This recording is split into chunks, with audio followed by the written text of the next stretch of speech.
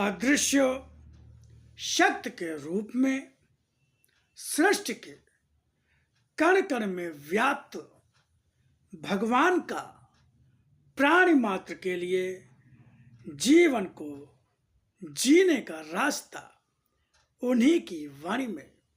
तो आइए सुनते हैं आज का भगवान का दिव्य संदेश उन्हीं की वाणी में। ज्ञान प्रकाश, अज्ञान अंधकार है। ज्ञानी का ज्ञान भी कर्म के बिना अधूरा है।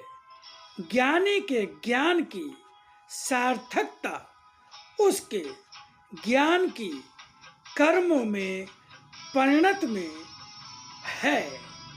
मनुष्य जब सौभाग्य और दुर्भाग्य का अंतर नहीं जानता, वह सौभाग्य को सामने पाकर भी अस्वीकार करके दुर्भाग्य को गले लगा लेता है।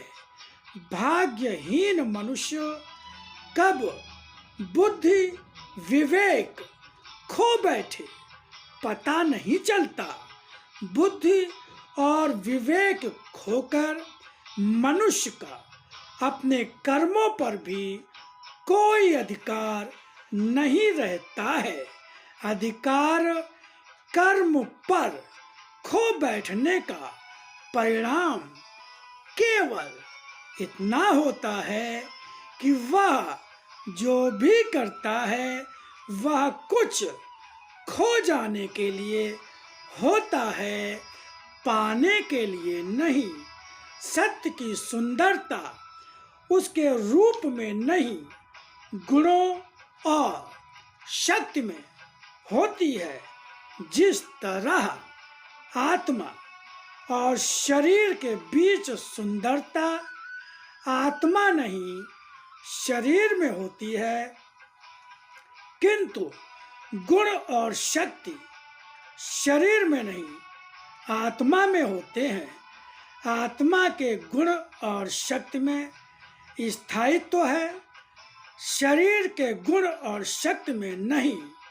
निराकार होते हुए भी शरीर में आत्मा ही अर्थपूर्ण है। साकार होते हुए भी शरीर गुणहीन है।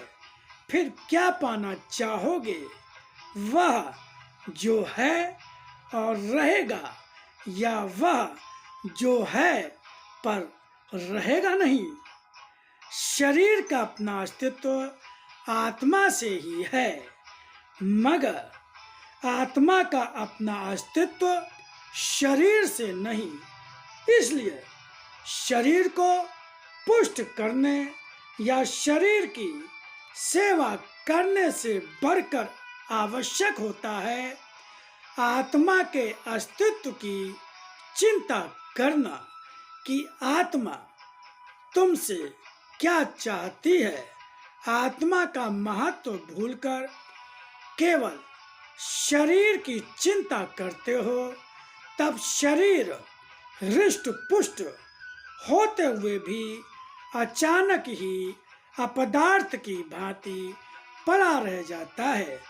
कोई भी खाली घर खाली रहते हुए भी आभाहीन हो जाता है। जीवन की हलचल से मकान में शोभा आ जाती है। इसी तरह बिना आत्मा के शरीर खाली घर की तरह होता है, जो आभाहीन ही होता चला जाता है। अपने शरीर की नहीं आत्मा की चिंता करो, जो तुम्हारे शरीर का बल भी है, कारण भी।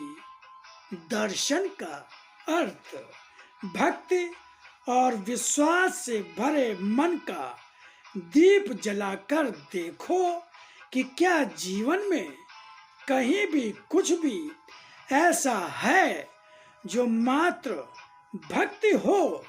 आज तो मैं स्वयं ही प्रत्यक्ष हूँ, अपने लिपि रूप में, और उस दर्शन का अर्थ इतना बड़ा है जो अभी भी मनुष्य मात्र की समझ से बाहर है, मगर समय के साथ धीरे धीरे अत्यंत ही शीघ्र स्पष्ट और प्रत्यक्ष होगा।